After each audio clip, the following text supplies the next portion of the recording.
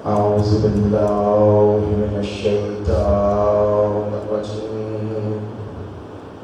بسم الله الرحمن الرحيم. الحمد لله رب العالمين.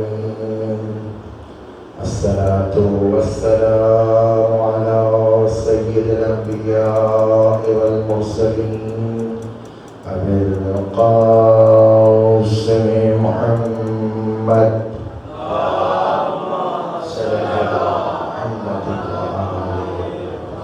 وعلى آله الطيبين الطاهرين المعصومين الذين أذهب الله عنهم الرجس وطهرهم تطهيرا.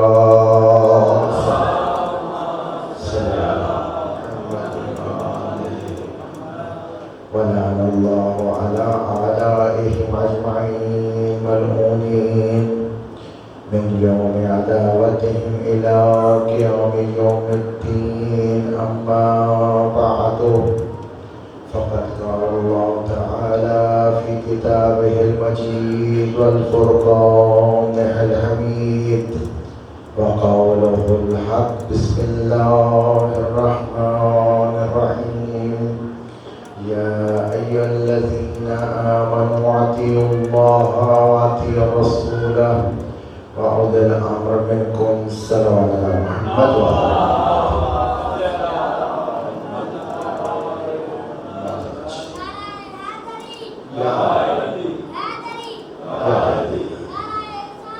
يا رسول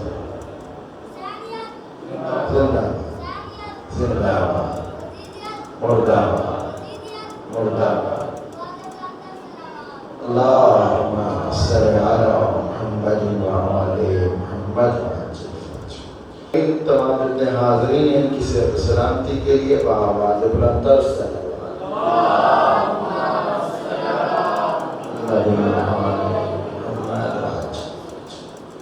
سب سے پہلے دعا ہے کہ پروردگار ہمارے اس سفیادات جو ہم نے بچھائی ہے، پروردگار اپنے حضور کو قبول مقبول فرما.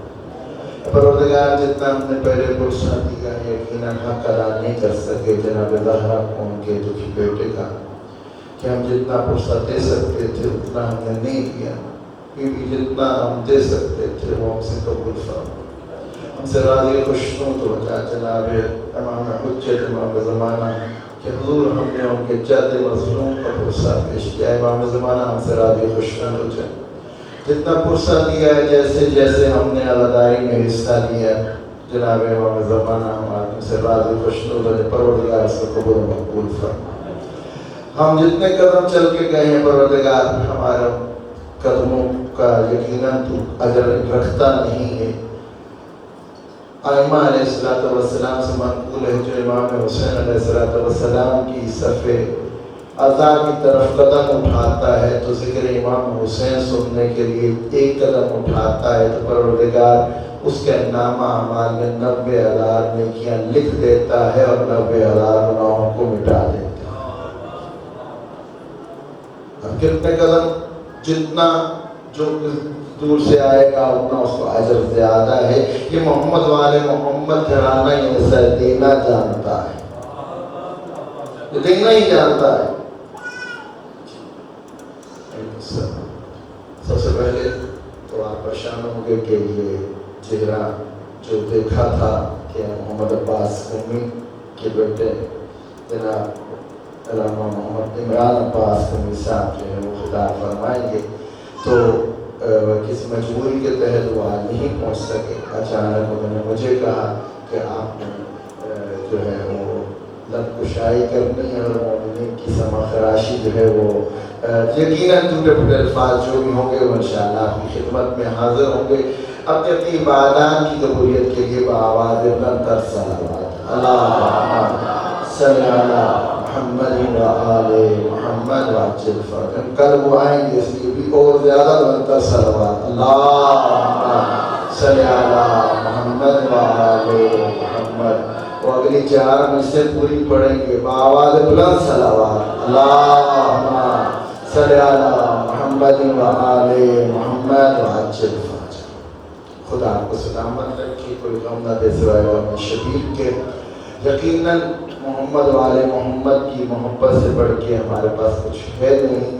خدا کا لاکھ احسان ہے کہ ہم اس کی اس نعمت کا جتنا شکر ادا کر سکے وہ کم ہے کہ اس نے 1400 سال کے بعد بھی ہمیں اس در پہ جھکنا نصیب کیا۔ تھوڑا احسان ہے، اس نے ہمیں پاک و پاکیزہ اسلاب میں رکھا، چاہتا تو دشمن اہل بیت کے گھر میں پیدا کر سکتا تھا۔ اگر اس نے ہمیں اہل بیت کے چاہنے والوں میں رکھا ہے، اور یہی تو وجہ ہے کہ ہمارا بچہ بھی ماں کی گود میں ہوتا ہے تو ماں کو ماں نہیں کہتا، باپ کو باپ نہیں کہتا، نوحہ چل رہا ہو تو اس کے سینے پہ ہاتھ آ رہا ہوتا ہے، یا حسین یا حسین، جیسی یاری کہتے ہیں اس کا دونوں ہاتھ بلند ہو کے وہ اپنی ماں کے دودھ کی طہارت کا اعلان کرتا ہے، یہ ہے حسین۔ یقیناً اس سے بڑی سعادت کوئی نہیں، اس سے بڑا در کوئی نہیں۔ خدا کی اس نعمت کا جتنا شکریہ ادا کر سکے کم ہے۔ میں نے آپ کے سامنے سورہ نساء کی آیت نمبر 59 کی تلاوت کا شرف حاصل کیا۔ اللہ تعالی ارشاد فرما رہا ہے، یا ایھا الذین آمنوا اطیعوا اللہ واطیعوا الرسول واولی الامر منکم، اے ایمان والو اللہ کی اطاعت کرو اور اس کے رسول کی اطاعت کرو اور اولو الامر کی اطاعت۔ ہم نے کہا یا رسول اللہ اطیعوا اللہ، ہم نے اللہ کی اطاعت کی، ہاں ہم نے اطاعت کی، ہم نے کہا لا الہ الا اللہ، ہم نے اطاعت کر اللہ وحدہ لا شریک ہے، اللہ یہ ہم نے اللہ کی اطاعت کر لی، ٹھیک ہے۔ اس کے بعد بغیر کسی قید کے، بغیر کسی اور شرط کے اللہ نے کہا وَأَطِیعُوا الرَّسُولَ، اور اللہ کے رسول کی اطاعت کرو۔ ہم نے کہا محمد رسول اللہ، کہ ہم یہ اقرار کرتے ہیں کہ محمد اللہ کے رسول ہیں۔ اور آئمہ کا یہ فرمان تو آپ نے کئی دفعہ سنا ہوگا کہ جو رسول خدا کا نام آئے اور اس پہ صلوات نہ پڑھے اس سے بڑا بخیل کو ہے۔ تو بخیل کیوں بنتے ہو؟ آواز بلند کر صلوات اللہم صلی علی محمد و آل محمد وعجل۔ جی تو اللہ نے کہا میری اطاعت کرو، بغیر کسی شرط کے کہا، ہم نے کر لی۔ پھر کہا میرے رسول کی اطاعت کرو، شرط کوئی نہ لگائی، ہم نے کر لی۔ اب بات آگے آئی وَأُولِي الْأَمْرِ مِنْکُمْ، اے اللہ تو نے کہا میری اطاعت، پھر تو نے حرف عطف کا استعمال کیا، اور لفظ اور جہاں پہ آ جاتا ہے اس کا مطلب ہے اللہ کی اطاعت اور ہے، رسول کی اطاعت اور ہے۔ پھر واو نے پھر کہا وَأُولِي الْأَمْرِ مِنْکُمْ، اور جو تم میں اولی الامر ہے اس کی اطاعت کرو۔ یا اللہ تیری اطاعت کا بھی پتہ چل گیا، یا اللہ تیرے رسول کی اطاعت کا بھی پتہ چل گیا۔ یہ اولی الامر کیا ہے؟ اولی الامر کون ہے؟ تو ہم نے تو ہمیشہ یا رسول سے لیا یا در رسول سے لیا۔ ہم نے تو اس گھر کو چھوڑا ہی تو رسول خدا کی خدمت میں حاضر ہوئے۔ یا رسول اللہ یہ اولی الامر کیا ہے؟ کہا تم نے نہیں سنا؟ ہاں میں نے کئی دفعہ کہا، اور اس وقت کہاں تھے؟ ہاں جب میں نے اپنے بھائی علی بن ابی طالب سے کہا اے علی لحمک لحمی دمک دمی نفسک نفسی، اے علی میرا خون میرا خون، تیرا جسم میرا جسم، تیرا نفس میرا نفس، علی تم میرے جیسا میں تیرے جیسا۔ ہاں تو اب ہم نے کہا ٹھیک ہے یا رسول اللہ ہم شہادت دیتے ہیں اشہد ان امیر المؤمنین علی ولی اللہ۔ جی تو اب 3 شہادتیں ہم نے دی، جی ہمیں 3 شہادتیں دی۔ اللہ کہتے ہیں اطاعت کرو، اب اطاعت کی، ہم نے رسول کی اطاعت کی، ہم نے اللہ کی اطاعت کی، رسول کی، ہم نے امیر المؤمنین کی اطاعت کی۔ اب جیسے ہی ہم نے اطاعت شروع کی تو اللہ تعالیٰ نے کہا شروع اس آیت کے شروع میں یا ایھا الذین آمنو، اے وہ لوگوں جو ایمان لے کے آئے ہو. مسلمان مخاطب نہیں ہے، اہل ایمان مخاطب ہے. ایمان کب آئے گا؟ تو ان کا ایمان تب آتا ہے جب 3 بیماریاں نہ ہوں. جی جیسے ہم نے شہادتیں دی، 3 اطاعتیں آ گئی. اب کہا ایمان والوں، جب ایمان والوں کو ڈھونڈنا ہے تو اب دیکھنا پڑے گا ایمان کب آئے گا. تو کہا کہ یہ 3 بیماریاں جب اندر سے نکال دو گے ایمان آ جائے گا. یا رسول اللہ وہ کون سی؟ انہوں نے سب سے پہلے ایمان کی نعمت حاصل کرنے کے لیے جو تمہیں بیماری دور کرنی پڑے گی وہ شرک کی بیماری ہے. یا رسول اللہ کیسے دور ہوگی یہ بیماری؟ کہا بڑا آسان علاج ہے، قول لا الہ الا اللہ، شرک کی بیماری ختم ہو گئی. یا رسول اللہ دوسری بیماری؟ کہا کفر کی بیماری ہے. یا رسول اللہ کیسے ختم ہوگی؟ کہا بہت آسان حل ہے. کہا محمد رسول اللہ کہہ دو تو کفر کی بیماری چلی جائے گی. ہاں تو انہوں نے تیسری بیماری، یا رسول اللہ وہ کون سی ہے؟ وہ کہتے ہیں نفاق کی بیماری. پوچھا یا رسول اللہ یہ نفاق کی بیماری کیسے چلی جائے گی؟ تو کہا سنا نہیں تھا جب میں کہہ رہا تھا یا علی حکم کا ایمان و بغض کا ایمان. یا علی تیری محبت ایمان ہے اور تیرا بغض نفاق ہے. تو اب جب ہم نے یہ دیکھ لیا تو ہمیں کرنا ایمان حاصل. تو ہمیں 3 بیماریاں ختم کرنی پڑے گی. ہم نے سب سے پہلے شرک کی بیماری کو ختم کیا، اس کے بعد ہم نے کفر کی بیماری کو ختم کیا. ہم نے نفاق کی بیماری کو کیسے ختم کرنا ہے؟ کہا جب آپ نے پڑھا علی ولی اللہ، آپ ایمان لے آئے اور جب آپ نے علی علی علی کیا نفاق کو دور بھاگتا چلا ہے. ادھر کوئی اور خطیب ہوتا تو 4 نعرے لگتے، تو میں نے لگوانے ایسے آگے نہیں جانا. نعرہ تکبیر، نعرہ رسالت، نعرہ حیدری، یا سلامت. ہاں تو اب 3 اطاعتوں کے بعد 3 شہادتیں، 3 شہادتوں کے بعد 3 اطاعتیں، 3 اطاعتوں کے بعد ہم نے کہا اب ہم نے اہل ایمان ہونا ہے. اور ایک جملہ کہتا چلوں، رسول اللہ صلی اللہ علیہ وآلہ وسلم نے ارشاد فرمایا کہ مومن کا مقام، مومن کی عظمت، مومن کا وقار خانہ خدا سے بھی عظیم ہے، بلند ہے. تو جو مومنین آپ ہی کی عظمت بیان کر رہا ہوں. ہاں کیا کہا؟ اے مومنوں آپ کا وقار، آپ کی عظمت، آپ کی شان خانہ کعبہ سے افضل ہے. کیوں؟ اس لیے کہ آپ کا دل مولا علی علیہ السلام کی محبت کا ہے.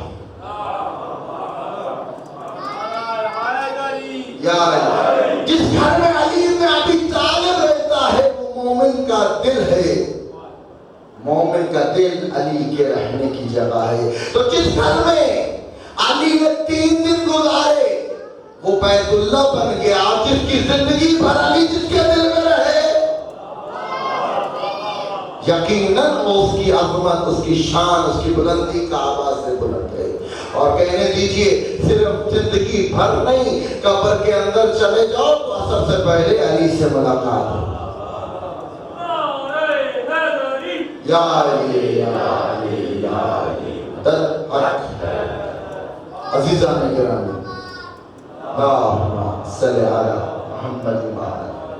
ہمیں اطاعت کا حکم دیا جی، اور اطاعت بغیر معرفت کے نہیں ہوتی.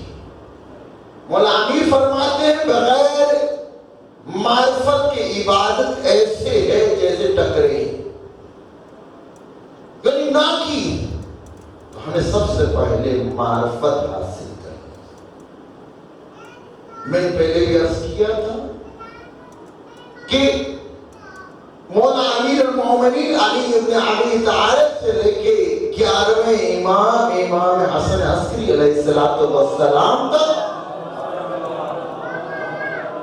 ہمیں ایمان کے ساتھ، یقین کے ساتھ ہمیں ان پہ یقین رکھنا کہ وہ امام تھے، اللہ کے نمائندے تھے، منصوص من اللہ تھے، ان پر ایمان رکھنا واجب ہے، جبکہ اطاعت ہم پہ ان کی واجب نہیں۔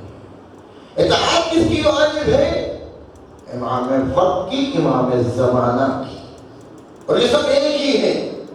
عبد محمد واسط محمد گل محمد مثال، یہ سارے محمد ہے، اور یہ فضیلت ہے اس گھر کی کہ اس کے نہ پہلے میں کوئی اختلاف ہے، نہ درمیانے میں کوئی اختلاف ہے، نہ آخری میں کوئی اختلاف ہے۔ ان کا قول ہے، ان کا فعل ہے، ان کا عمل ہے۔ عزیزان گرامی، اگر ضرورت ہے تو وقت کے امام کی معرفت حاصل کرنا ہے۔ رسول خدا فرماتے من مات ولم یعرف امام زمانے ہی مات بید الجاہلیہ، کوئی بھی شخص اپنے زمانے کے امام کی معرفت کے بغیر اگر اس دنیا سے چلا گیا تو وہ جہالت کی موت مرا، اور میں کہتا ہوں مومن جاہل ہو ہی نہیں سکتا۔ عزیزان گرامی، ضرورت اس عمل کی ہے کہ ہمیں معرفت حاصل کرنا ہے، ہمیں وقت دینا پڑے گا۔ کیا ہمارا امام زمانہ کیا اتنا بھی مستحق نہیں ہے کہ 24 گھنٹوں میں ہم 5 منٹ اس کے لیے وقف کر لیں؟ وہ 5 منٹ دیکھو، وقت دو، امام کو پکارو، امام سے باتیں کرو، مطالعہ کرو۔ 5 منٹ کا مطالعہ آپ کی زندگی بدل کے رکھ دے گا۔ ہم اس امام کو امام ہی نہیں مانتے ہیں جو اپنے شیعہ سے غافل ہوتا ہے۔ کبھی ہم نے غور کیا ہے کہ ہمارا ایک ایک عمل ہمارے امام وقت کے حضور پیش ہو رہا ہے؟ ہمارا ایک ایک پل کی خبر امام زمانہ تک ہے۔ ابھی ہمیں اپنے گریبانوں میں جھانکنا ہے کہ ہم کیسے عمل امام کی حضور پیش کر رہے ہیں۔ عزیزان گرامی، امام حسین علیہ السلام کے زخم ٹھیک ہو جاتے، یہ زخم ٹھیک ہو جاتے ہیں امام کے۔ امام پھر گریہ کرتے ہیں کہ جو زخم ٹھیک ہوئے تھے وہ میرے کلمہ گو نے، میرے چاہنے والے نے، میرے حبدار نے، جو پھر سے گناہ کیا پھر سے میرے زخم سارے داغ۔ ہم جو اپنے آپ کو مومنین کہلاتے ہیں، ہمارے گناہ امام کے دوبارہ سے زخموں کو تازہ کرتے۔ تو ہمیں اپنا محاسبہ کرنا ہے، ہمیں دیکھنا ہے کہ ہم کیسے اعمال امام کے حضور پیش کرتے ہیں۔ امام ہمیں تنہا کبھی بھی نہیں چھوڑتے، اپنے چاہنے والوں کو کبھی نہیں چھوڑتے۔ بحرین کا واقعہ آپ کے سامنے ہے، انگریزوں کا دور تھا، انہوں نے ایک ناصبی کو اٹھا کے گورنر بنا دیا، اور جو اس کا وزیر تھا اس سے بڑا ناصبی تھا، دشمن اہل بیت تھا۔ اس نے ایک سازش کی، اس نے ایک انار لیا جس کے اوپر اس نے ایک کلمہ کو داغ کیا، جس کے اوپر لکھا ہوا تھا لا الہ الا اللہ محمد رسول اللہ و ابو بکر و عمر و عثمان و علی خلفاء اللہ۔ کیا ایک انار لے کے پیش ہوا اپنے گورنر کے پاس، کیا لکھا ہوا تھا؟ انار کے اوپر لکھا ہوا تھا، کلمہ لکھا ہوا تھا، اور 4 اصحاب کے نام لکھے ہوئے۔ لیکن بادشاہ اس گورنر کے پاس آیا، اس گورنر سے کہا یہ دیکھو، ہم نہ کہتے تھے یہ شیعہ جھوٹے ہیں، یہ بڑے بڑے دعوے کرتے ہیں، دیکھو اللہ کی قدرت دیکھو، آج درخت کے اوپر چلو جا کے دیکھ لو، دیکھو یہ دیکھو، اس کے اوپر اللہ تعالیٰ نے خود لکھ دیا۔ کہا ہمارے پاس دلیل نہیں تھی، احسن، بہت اچھا اسلام ہے۔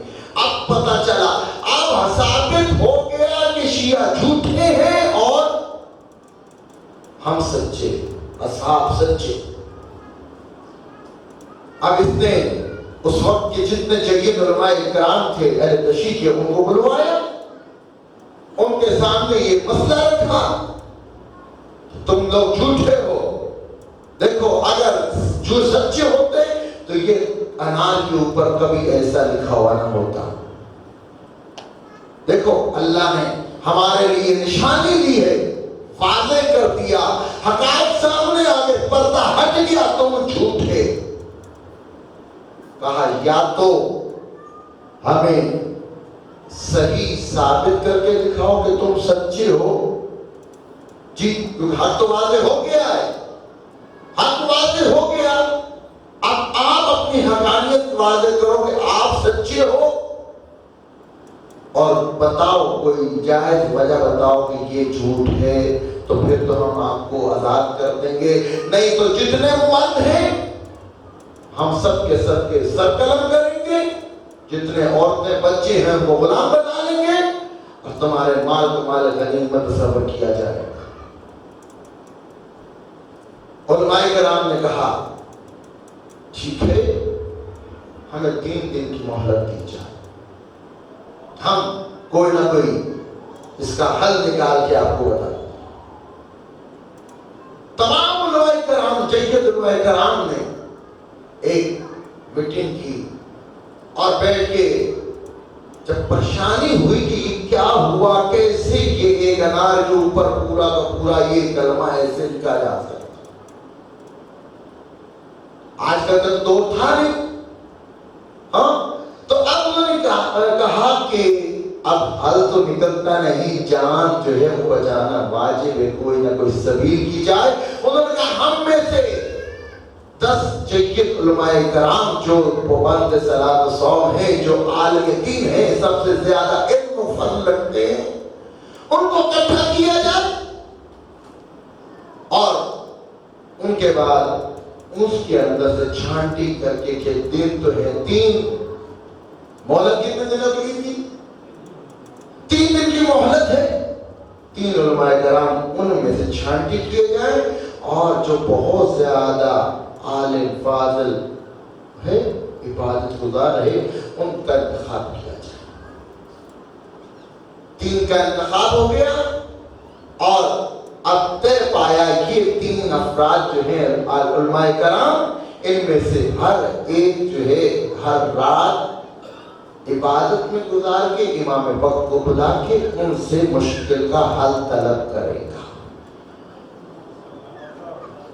پہلا دن رات کی تاریخی، عالم دین نے سر سے امامہ اتارا، ابا کو اتارا، گریبان چاک کیا، ساری رات امام زمانہ کو یا امام زمانہ ادرکنی، یا امام زمانہ ادرکنی، نمازیں پڑھی، گریہ کیا،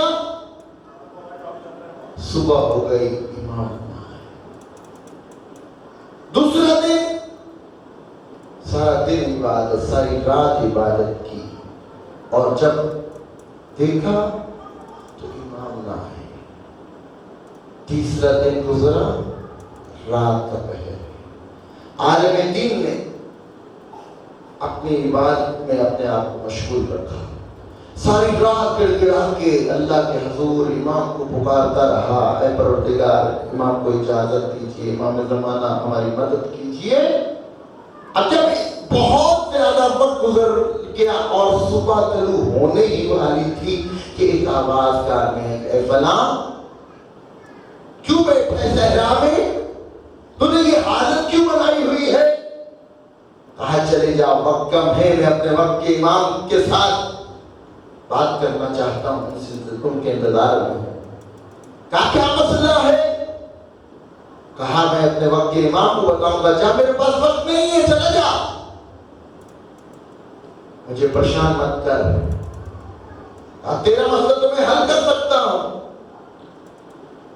کہا آپ کیسے کر سکتے ہیں؟ صرف امام کے سوا کوئی اس مسئلے کو حل نہیں کر سکتا۔ کہا میں ہی تو تیرا امام ہوں، تو مجھے تو پکار رہا تھا۔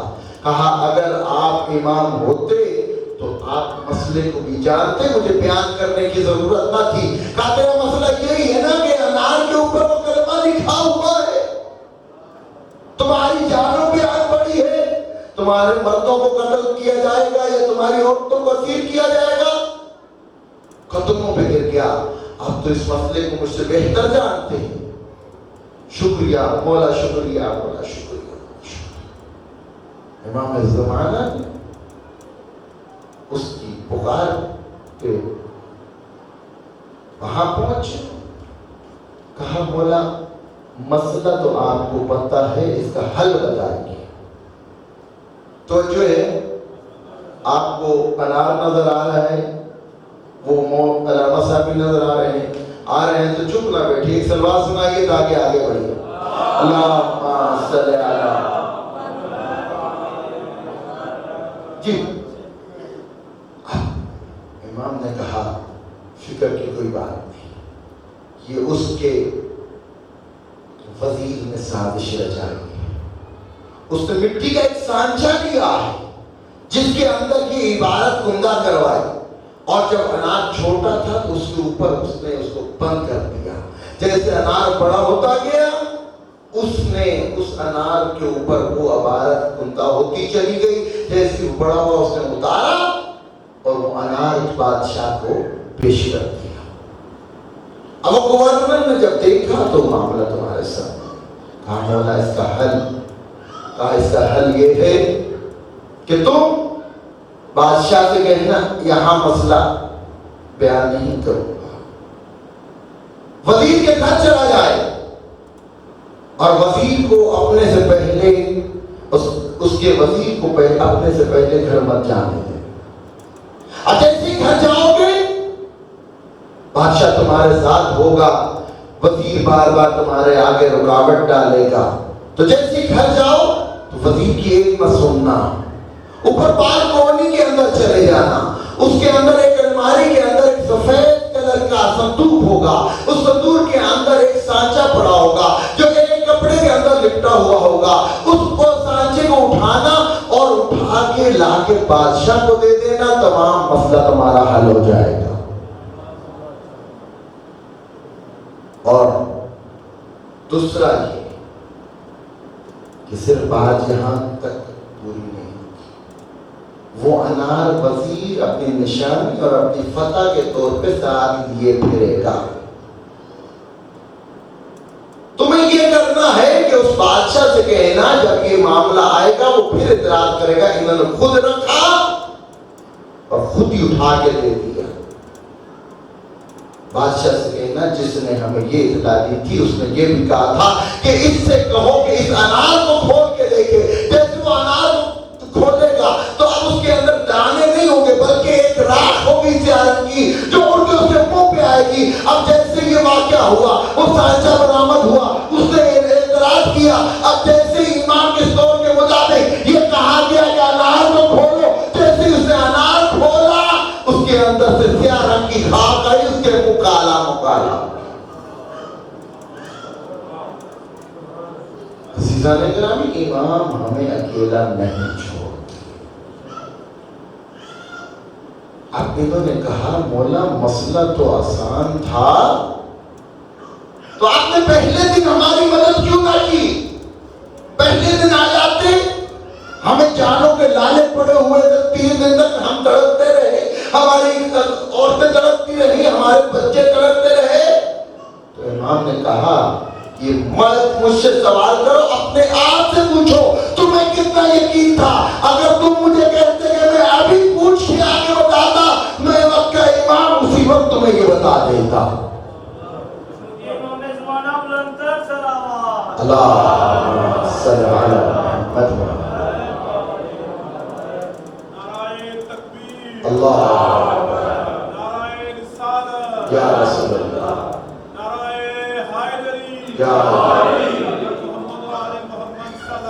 اللہ صلی علی محمد. ہمیں اپنے آپ سے پوچھنا ہے کہ امام تو غائب ہے اللہ کے حکم سے، ہم کیا کر رہے ہیں؟ ہم نے کتنی کاوش کر لی امام کو بلانے کی یا امام کے انتظار میں، ہم نے کیا کیا؟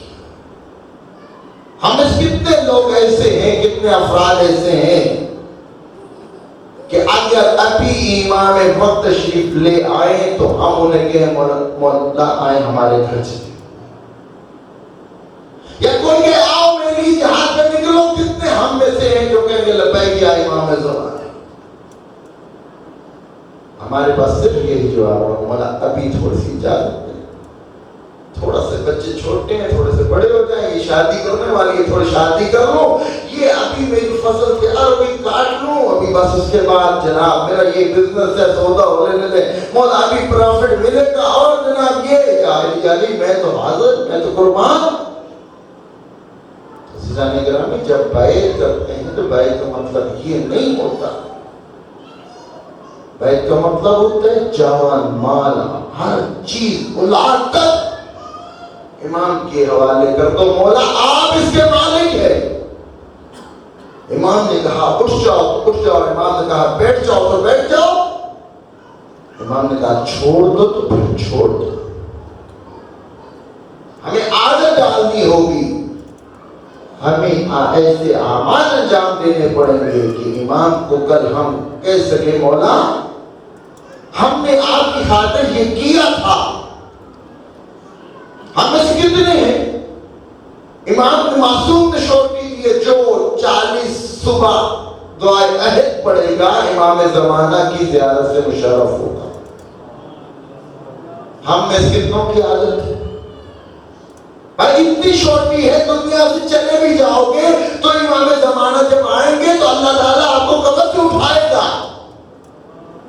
کتنے حکم ہے ہر عیدین پہ، ہر عید الفطر، عید الاضحیٰ، روز جمعہ، عید الفطر والے دن دعائے ندبہ کی زیارت، وہ اس کی تلاوت کرو، ہر جمعے کی صبح کا حکم ہے۔ تو ہم کتنی زیارتیں دعائے ندبہ کی تلاوت کرتے ہیں؟ ٹھیک ہے طولانی سے جلدی جلدی میں اٹھ کے 2 لفظ پڑھ لیں، مولا اتنا پڑھ سکتا تھا، اٹھا تو اٹھ کتاب تو اٹھائی، دعا تو پڑھی، کتنا صدقہ دے لیا ہم نے امام زمانہ کے لیے۔ عزیزان گرامی، ہمیں کچھ نہ کچھ تو کرنا ہے تاکہ امام ظہور کرے۔ اپنے آپ میں عادت ڈالنی ہے کہ امام وقت ہم آپ سے ہم کلام ہوا کریں، ایک خاص وقت بنا لے ایسے، یہ ہمارے لیے نئی بات نہیں ہے۔ کیسے ہم کلام ہوں، کیسے امام وقت کو یاد کریں، کیسے ان کی اطاعت کا حق ادا کریں۔ ہاں عزیزو، نیمہ شعبان کو جیسے کرتے ہو، ایک طریقہ بتا دیا، عریضہ اٹھاتے ہو، لکھتے ہو السلام علیکم یا امام صاحب۔ ہمیں پہلے دن سے عادت ہے، آج سے بھی 1400 سال سے ہمیں امام سے رابطہ رکھنے کو کہا گیا۔ اب لکھتے کاغذ پہ ہیں، دل لگایا ہوا ہے امام کے ساتھ، ایسی ہے۔ اب آپ میں کہیں کہ ہاں جی میں نے کاغذ پہ لکھا، پتہ نہیں کیسے چلا گیا، پہنچتا بھی ہے کہ نہیں پہنچتا، صبح پانی کے اوپر آیا ہوتا ہے۔ ہاں تو آج کل تو جواب دینا بہت آسان ہے کہ ہاں جی شاہ صاحب نے ایک لیٹر لکھا، لیٹر کی بنائی تصویر کر دی، کیا کہتے ہیں واٹس ایپ کر دی، کاغذ یہاں پڑا، پیغام پہنچا کہ نہیں پہنچا؟ تو امام زمانہ کو برقوں کی ضرورت نہیں ہے، پیغام کی، آپ کی باتوں کی پہنچانے کی ضرورت ہے، امام تک بات پہنچتی ہے۔ ہم نے دیکھنا ہے کہ امام زمانہ کے ہم کتنے ہیں، پھر ایک دفعہ تم ان کے ساتھ دو لگا کے دیکھ لو، پھر دیکھو، وہ کہتے ہیں آپ ہمارے ہو کے تو دیکھو، پھر اپنی عظمتیں اور بلندیوں کو دیکھ لو، کوئی چھو پائے پھر کے۔ ہمارے تک یہ مذہب، یہ تعلیمات، یہ سب کچھ جو ہم نے یہ فرش اللہ ہم نے بچھائی ہے بہت مشکل سے پہنچ. عزیزان گرامی، محمد و آل محمد کا بہت خرچ ہوا.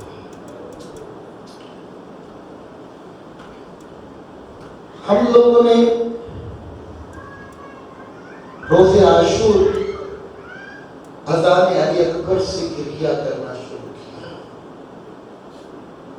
جیسی اذان ہوئی ہم نے جناب یوسف زہرا کو ان کے جڑے مظلوم کا پرسہ پیش کیا. سارا دن کبھی ہم نے اصحاب امام حسین کا پرسہ دیا، کبھی بنو ہاشم کے جوانوں کا، کبھی جناب علی اکبر کا، جناب محمد کا، جناب قاسم کا، جناب علی اصغر کا، جناب ابوالفضل عباس کا، سب کے پرسے دیتے رہے. آخر عصر عاشور جب امام حسین نے سجدہ رکھ دیا اور لعین نے سر قلم کر کے شہید کر دیا، امام کو پرسہ دیتے رہے. جناب اللہ صبح سے لے کے عزاداری کی کرتے کرتے تھک گئے، لیکن پھر بھی ہم نے تھوڑا سا حوصلہ رکھا کہ چلو تھوڑا سا اور وقت اور تھوڑا سا پرسہ لے لیں. ہم نے کہا چلو شام غریبہ بھی سن لیتے ہیں. عزیزان گرامی، ہم نے شام غریبہ جیسے جیسے سنی، جا کے اپنے بستروں پہ ایسے لیٹے جیسے کربلا تو واقعہ ہوئی نہیں. ایسے سوئے کہ نماز فجر بھی قضا ہو گئی، اس دن کو پتہ نہیں کتنے بجے ہم لوگ اٹھے. لیکن ایک سوال ہے کہ کیا امام حسین پہ کیا گزری ہو گئی؟ کتابوں میں دیکھا، جب دیکھا نا تو پتہ چلا کہ وہ یوسف زہرا، وہ حسین کا بیٹا، وہ سید الشہداء، وہ امام حسین جس کے پوسے رسول خدا لیا کرتے تھے، جو کندھوں پہ سوار ہوا کرتا تھا رسول خدا کے، جو جنت کے جوانوں کا سردار تھا، وہ ہولی کے تندور کے اندر اس کے سر کو رکھا. جب آپ نرم بستروں پہ سوئے، وہ سردار جنت کے جوانوں کا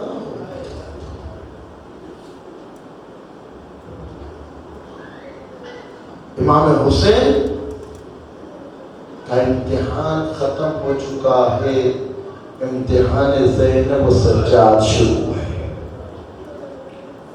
ساری رات زینب نے عباس بن کے پہرا دیا، الحافظ والحفیظ، الحافظ والحفیظ. خبردار یہ نہ سمجھنا کہ عباس بازو کٹا کے سو گیا. میں زینب عباس بن کے پہرے دے دی. اگر ہم نے اطاعت ایمان کو سمجھنا ہے تو ہمیں کربلا میں جناب زینب سے بڑا تذکرہ ہی نہیں ملے گا. خیموں میں آگ لگ چکی ہے، قوم اشقیاء نے لٹنا شروع کر دیا، ردائیں نیزوں سے اتار لی گئی ہے.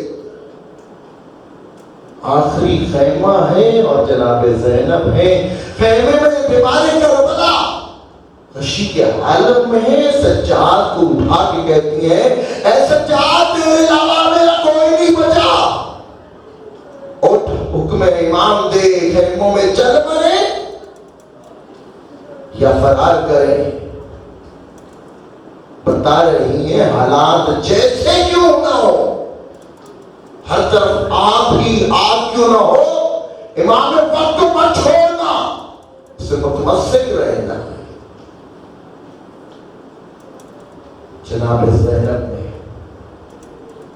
امامت کی حفاظت کی اور جناب سجاد کو اپنے پشت پہ اٹھا کے خیموں سے باہر. عزیزان گرامی، 11 محرم کو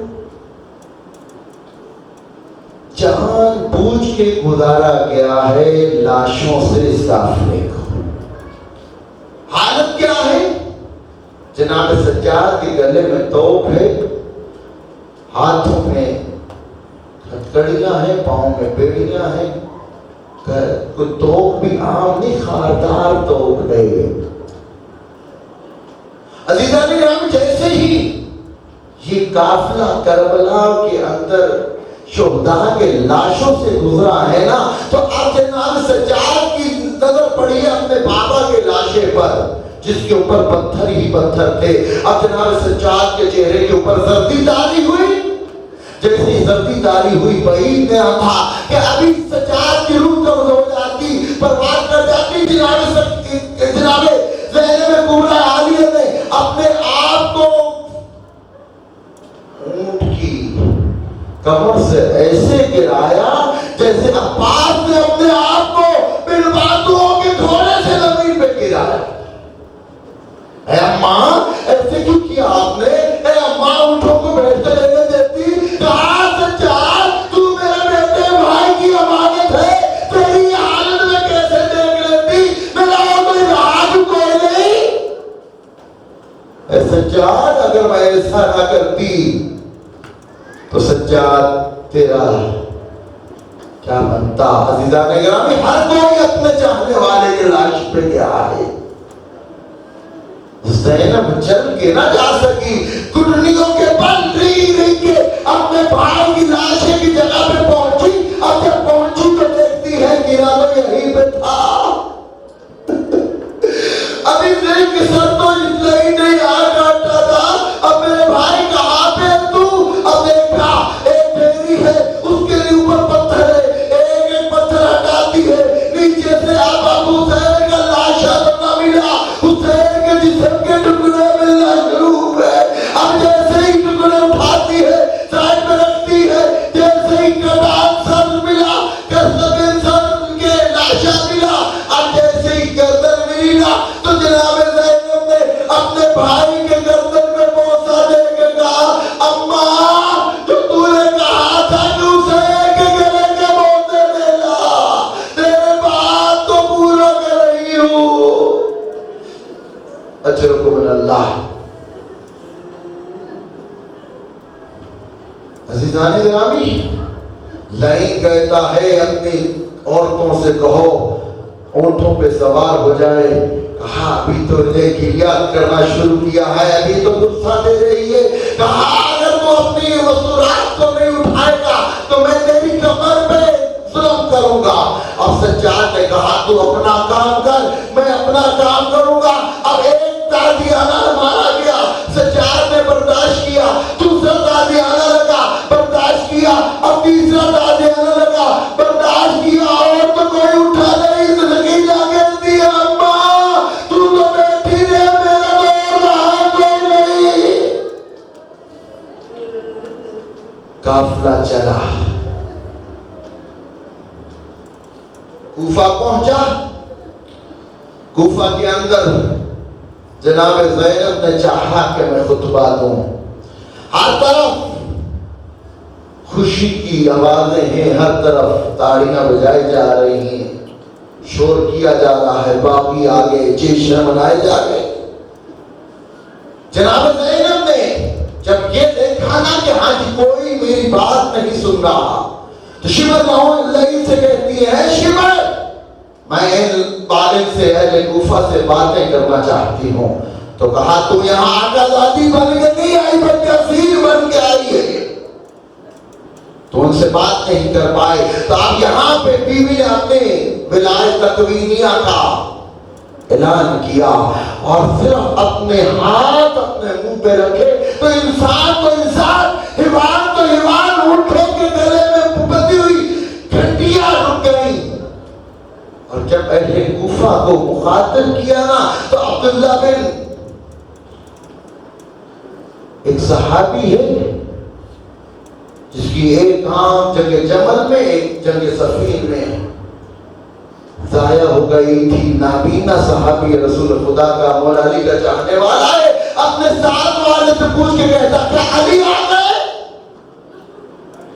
کہا نہیں یہ علی نہیں، علی کی بیٹی ہے، اسیر بن کے آئی۔ تو رو کے سب پیٹ کے کہتا ہے اے علی کی بیٹی اور کوفہ کے درباروں میں۔ زینب جانتی تھی یہ بقا کی جنگ ہے، اگر آج خاموش ہو گئی تو حسین کربلا کے اندر ختم ہو جائے گا. لعین کو مخاطب کر کے کہتی ہے اے لعین تو اللہ کا شکر ادا کر رہا ہے, تو مجھ سے پوچھتا ہے کہ میں نے حسین کی قربانی کو کیسے پایا؟ ہمارا ہے تو اللہ جمیلہ, خدا کی قسم اللہ کے حسن کے علاوہ میں نے کچھ نہیں پایا. بھائی گرامی, قید کے اندر بند کر دیا گیا قید خانے میں آپ سے سوال کروں گا, جس بیٹے نے اپنا بے گور و کفن باپ کے لاشے کو سرے میدان دیکھا ہو, کیوں آرام سے بیٹھ سکتا ہے؟ 13 محرم ہے, صبح طلوع ہے, بنو اسد کا قبیلہ جن کی عورتوں نے ان کے ضمیر کو جگانے کے لیے کہا ہے بدبختو تم یزید کے ڈر سے بیٹھے رہو, ہماری چادریں اور ہماری چوڑیاں پہن کے بیٹھ جاؤ, ہم جا کے لاش پیغمبر کے نواسے کو دفن کرتے ہیں. اب جیسے ہی انہوں نے غیرت دلوائی, بنو اسد کی قبیلے کے لوگ اٹھے, جا کے کربلا کے میدان میں لاشوں کو دفنانا چاہتے ہیں, لیکن اب کیا پتہ چلے تمام لاشیں تو بنا سر کے ہیں. ایک دفعہ کہا یا امام زمانہ ادرکنا, اے امام زمانہ ہماری مدد کو آئیے, کہ دیکھا کہ ایک مسافر کوفہ والی طرف سے آ رہا ہے, جس کے ہاتھ بندھے ہوئے ہیں, جس کے گلے میں توق ہے, جس کے پاؤں میں بیڑیا ہے, پاؤں سے خون جاری ہے. کہا آؤ میں بتاتا ہوں.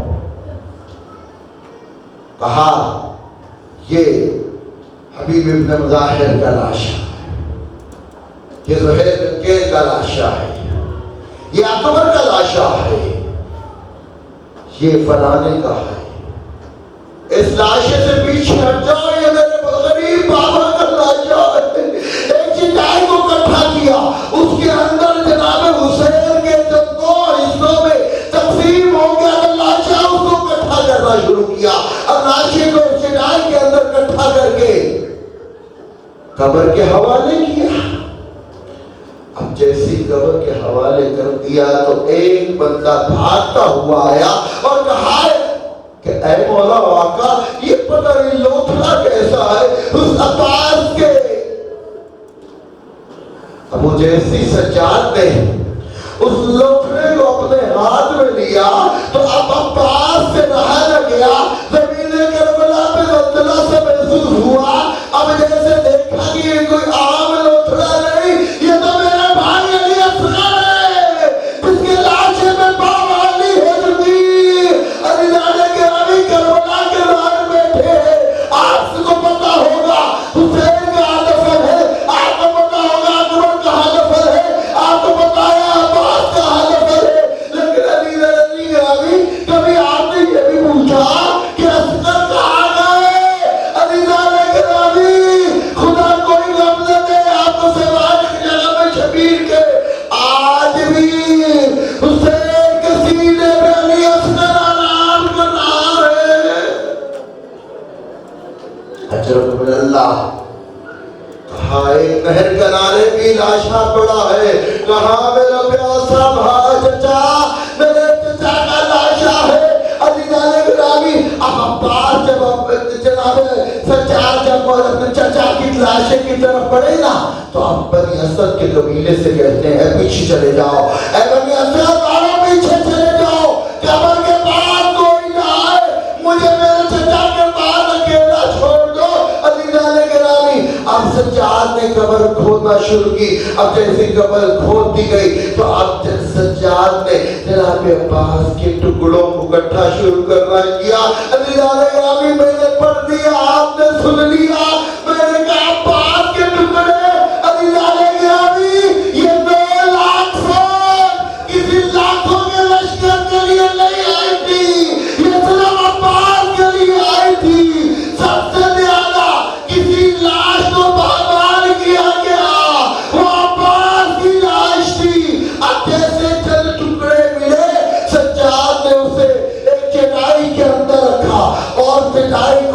خبر کے سپورٹ کر کے بنی وسط والوں سے کہا پیچھے چلے جاؤ. اب پیچھے چلے گئے. اب عباس جناب سجاد عباس چچا کی قبر کے اندر چلے گئے. چٹائی کے اوپر سر رکھ کے اب کافی دیر ہو گئی نا, تو اب جب جناب عباس کو کافی دیر جناب عباس کی لاشیں کو دفنانے میں اتنی دیر لگ گئی. بنی وسط کا قبیلہ پریشان ہوتا ہے. اللہ خیر کر, مولا کی خیر ہو. پریشان بھی تھے, لاشیں بھی دفنا کے تھک کے جب وہاں پہنچے تو اتنی دیر ہو گئی, ابھی تک سجاد باہر نہیں آ رہے. ایک شخص کے دل میں بڑھ کے آگے میں نے دیکھا تو میں نے کیا دیکھا, تھکا ہوا کہتی ابا